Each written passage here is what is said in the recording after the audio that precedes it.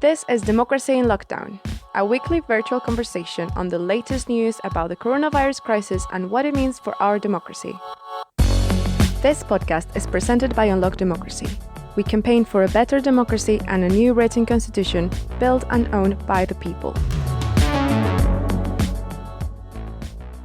Hello, welcome to our 5th Democracy in Lockdown episode. My name is Trudy and I am the Campaigns and Operations Officer, and with me today is... Sam Coates, and I'm the Campaigns Officer at Unlock Democracy. Hi Sam. Hi. So how are you managing screen time through all this? Oh, well, I'm reading a lot more, so you would think that I'm not doing too badly scrolling doom all the time, but the problem is that if I'm doing any sort of socialising, it's on a screen. So if I'm doing a virtual pub with my friend, it's on a screen. If I'm going to a meeting, it's on a screen. So all the time that would be spent out is now on a screen. So yeah, I think overall it's probably pretty bad. How about you? Yeah, I looked at my phone, which records how much time you spend on your phone and things like that. And I suppose I do listen to a lot of podcasts on my phone, for example. So that adds to the screen time. But definitely going from, because there's a limited amount of extracurricular things we can do, definitely I feel myself going from screen to TV screen to phone screen, or even if I'm chatting with somebody, chatting online and things like that, and through your phone. So yeah, it's been increasing over time. Yeah, one of the impacts of the pandemic that I guess there'll be studies on quite soon. So last week we talked about the mutual aid groups that have popped up in response to the lockdown, and whether this new community spirit could have wider implications for politics in the future. This week we'll be looking at what the media has been focusing on, what angles are being neglected, and why this might be. Stay with us.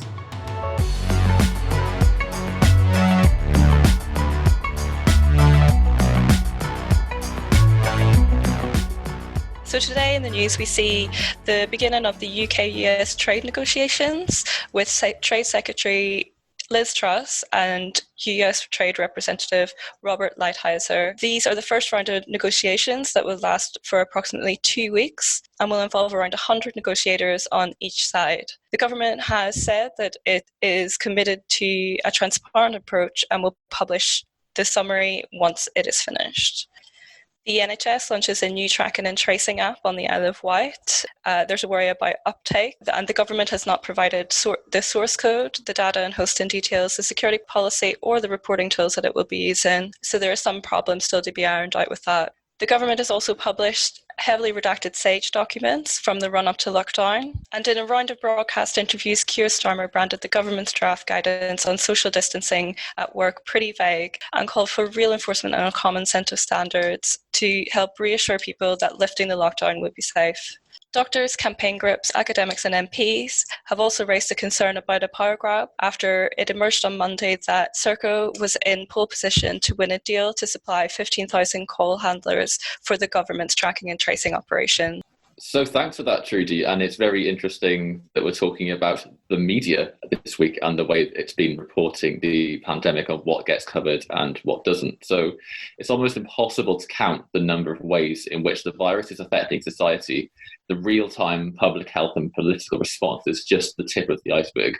So just off the top of my head, the government response, we could be scrutinising this in terms of how well they prepared, how well they've reacted to it, what the economic support is, so who is and isn't being helped, and how they're managing the NHS for just doing normal healthcare.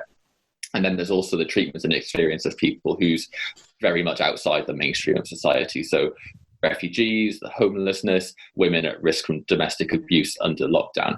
So there's so many different ways in which the media should be reporting and investigating what's going on in our society.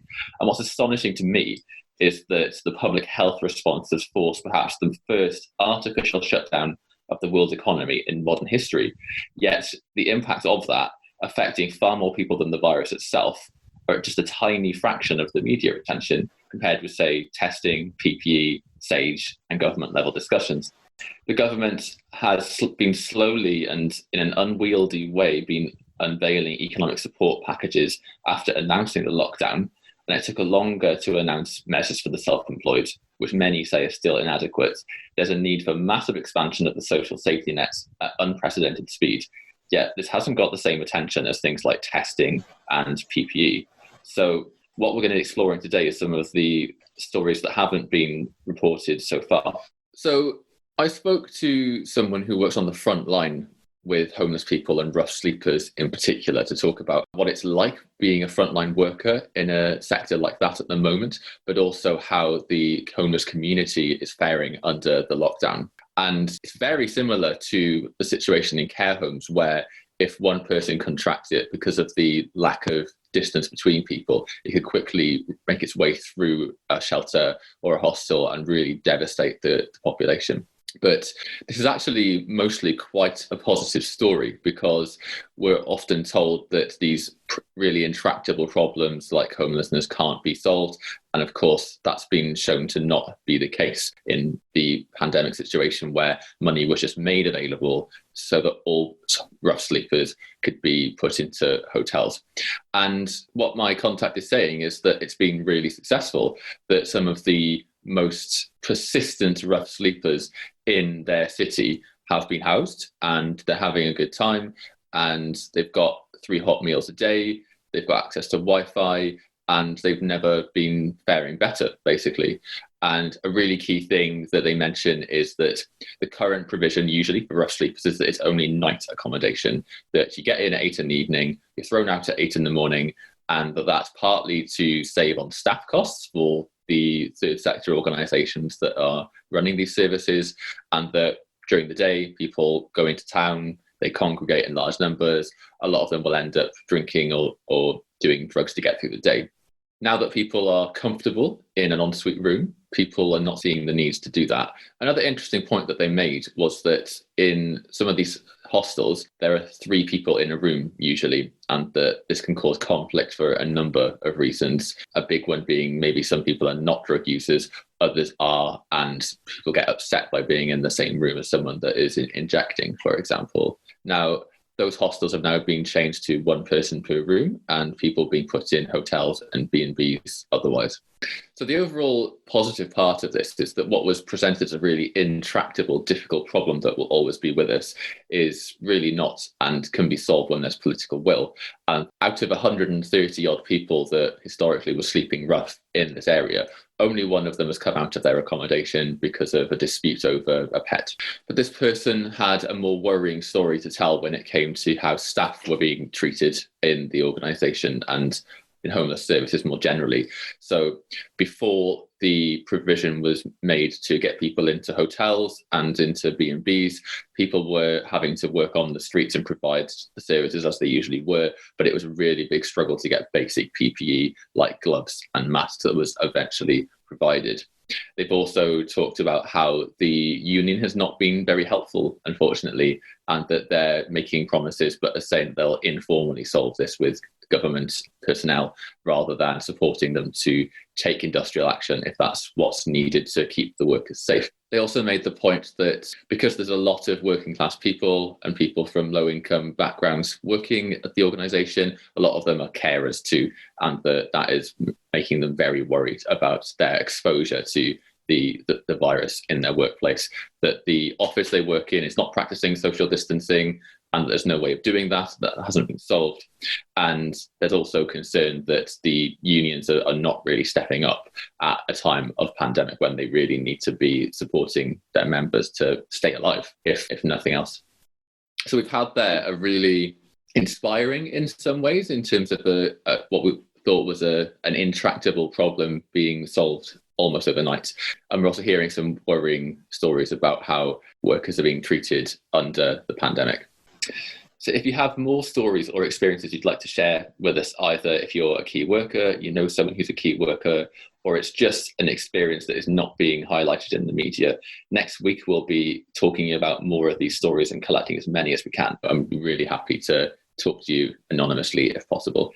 So if you've got something that you want to share with us, please email it to sam.coates, that's COATES, at unlockdemocracy.org.uk. You can also find that in the show notes. If you like this podcast, click the subscribe button and follow us on social media. So, Trudy, you've been having a look at what the dominant media narratives are across the papers and the BBC, haven't you? So yeah, we've been looking at 7 popular papers, front pages online and on the paper for the past 7 days. We've been looking at The Times, Guardian, Telegraph, The Independent, the Daily Mail, The Mirror and the BBC. And what we find, obviously we find the usual daily reporting that you would expect from any sort of news outlet, the biggest stories, but a very limited amount of reporting on the impact that coronavirus is having on key workers and the economic impact on households themselves. So papers like The Telegraph, for example, seem a bit more concerned about how their holidays away will be affected by the queuing in the airport, while blaming teachers for not giving students any work and threatening an OAP revolution through break-in lockdown. Furlough figures released by HMRC today show figures of 6.3 million workers furloughed, and the Department for Health and Social Care estimates that 1.8 million universal credit claimants have come forward in the past month. Whilst reporting on this has been fairly neutral, I find, generally stats and quotes, all have pointed to Rishi Sunak's claim that this is unsustainable. And some have even taken this as an argument for lifting lockdown. We can't afford to save lives, basically. The economy won't let us save lives because it's too expensive. Wow. Yeah, pretty much. And I do say that with most news outlets are just reporting that as these are the facts and figures. But yeah, we'll come on to the questions of what that sort of analysis should look like from our news outlets in a bit. What I've also seen is there's been limited to no reporting at all on responses from Wales, Scotland and Northern Ireland, with the odd article here and there about Nicola Sturgeon's recent call for a universal basic income. And I get that, you have your local papers for local causes, let's say, but if coronavirus is such a national concern, it might do well to have a coordinated response. When key workers are talked about, it usually is about access to PPE for the NHS and care home workers, with reporting ranging from platforming statistics to exposing government inaction on that. This has happened a lot in the previous 2 weeks, but I have not seen any mention of NHS workers or care home staff this week at all. The government reaching their testing target has been more of a news item and has been met with general praise, despite its clear inaccuracies in how many tests had actually been carried out. Yeah, government by headline. So what that prompts in me is what are the questions we want to ask about the media? What informs what the media publishes, and why do they publish the things that they do? Is it the purpose of the media to hold the government to account, or is it simply to inform people of the facts as they stand? Is it to provide an analysis and make a call to action, or is it to act as a spokesperson for the government, for example? I don't know. What do you think, Sam? Well, if you think about the different institutions you need in any functioning democracy, a fearless press that is going to ask those difficult questions seems really important. So with the situation we have in the UK, where pretty much all the national level newspapers are owned by billionaires or just have very concentrated ownership, if they know people in the government well and want to help them get re-elected, then they're just not going to scrutinise them very much, are they? And I've read stuff recently about the BBC and how that relationship is a bit more complicated, but because of the way that the government keeps threatening them just enough to keep them in line, they tend to be not very critical of whoever is in government at that given time. Trudy, you said that there's been very little coverage of what's going on in Wales, Scotland or Northern Ireland in terms of that response. I don't know what it's like for you back at home, but here in Wales, most people get their news from UK-based outlets, whether that's the TV or newspapers printed in London. And that's starting to cause quite big problems because the Welsh lockdown restrictions are stricter in some ways and not always happening at the same speed. But people often just don't know about this because we've got a really weak media here in Wales. Is it different? Is it the same in Northern Ireland? No, it's pretty much the same. I know that my parents, they'll access the BBC News from, and we have our regional news as well, but they do access from Sky the news on the TV, and they also read newspapers, English newspapers.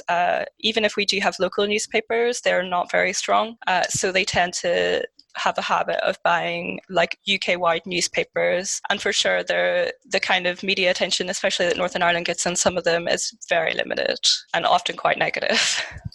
Okay, so we've talked about the narrow range of stories that the media have been covering and investigating during the pandemic, and maybe that there's other aspects that there's really a public interest in being covered. So let's have a bit of a chat about why these things might not be covered. So really interested to hear from people that are listening what their take on this.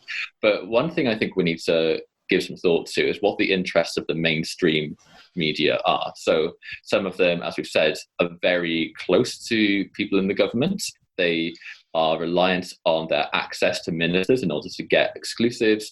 And, when we've seen the government has been banning certain journalists from press briefings in the past, there's then an incentive to not be as critical of the government as you might be. There's then, of course, the real critical question of ownership. Most newspapers in the UK are owned by a handful of billionaires, and they have a perfect mouthpiece to push their own political agendas and to try and influence government policy by either covering things that they want well or being really hostile when the government is pursuing policies that they don't support.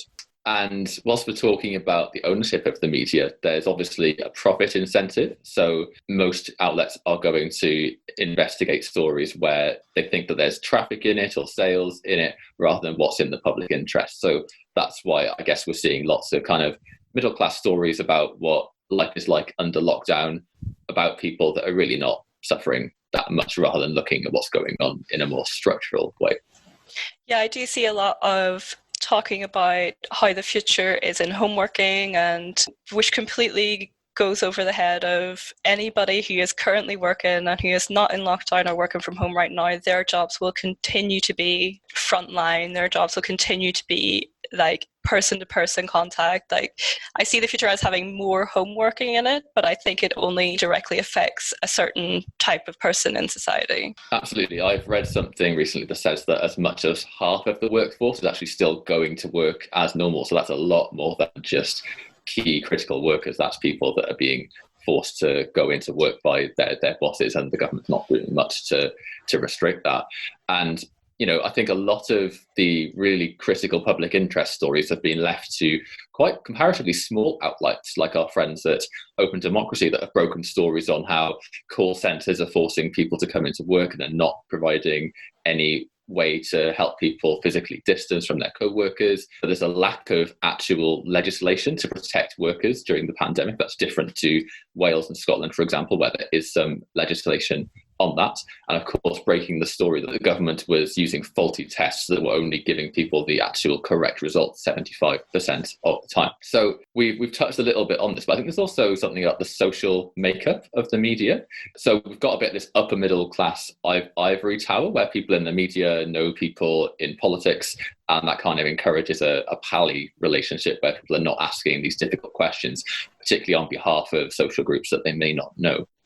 And, we've seen even in the past few years, this obsession in the media with conflict and drama, as opposed to actual scrutiny and public interest journalism. Just look at what was going on with Brexit, where it wasn't about the impact of the deal on society. It was about whether it would get through Parliament and who's who and which rebels are voting what way. Yeah, and on top of that, I think a lot of it is, and we have touched on this as well, Westminster-centric. So you have all the major news outlets are London-centric, I think. So therefore, their sphere of influence is Westminster and what is happening around them in terms of London and Greater London. So they don't really see maybe the smaller. So maybe you don't get the big stories that come from the other regions that have just as much impact on people as the ones that are happening in London. Absolutely. So the health board in Newport and the surrounding area, really close to me, has been having really high rates of COVID, and no one's really worked out why that is yet. It was one of the biggest ones in the whole of the UK, and that's not had the attention that it deserves at all. So totally hear you on that.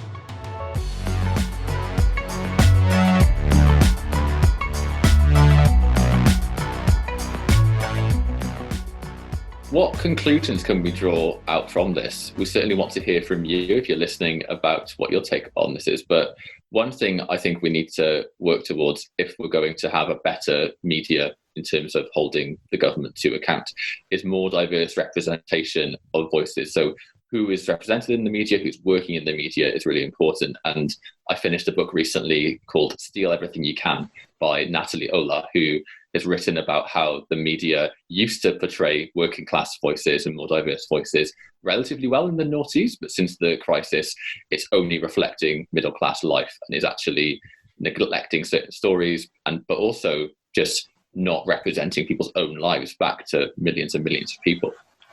And there's also, of course, the critical issue of ownership of the media that really needs to be tackled. And there's also the relationship between the BBC and the government that we need to look at, because at the moment, if the government threatens the BBC just enough, they'll be too scared to really ask the government difficult questions. Whichever party that's made up of, it's just about that relationship, not about politics per se. And Tom Mills, an author of Verso, has written a really interesting book about that relationship. What would you like to hear on our next episode? Let us know by leaving your comments on social media by tagging #DemocracyInLockdown. If you've liked listening to this and you want to be the first to hear when new episodes come out, but also want to do something with us about how we improve our democracy, you can sign up for our email updates on unlockdemocracy.org.uk, or you can do so in the show notes. Thanks very much, Sam, and thanks for listening. Thanks, Trudy. Bye. Thanks. Bye. Thanks for tuning in. We'll be coming back next Thursday with more. Remember, you can reach us on social media and tell us what you think we should discuss next week. If you like this podcast, please subscribe and share. Stay home, stay safe.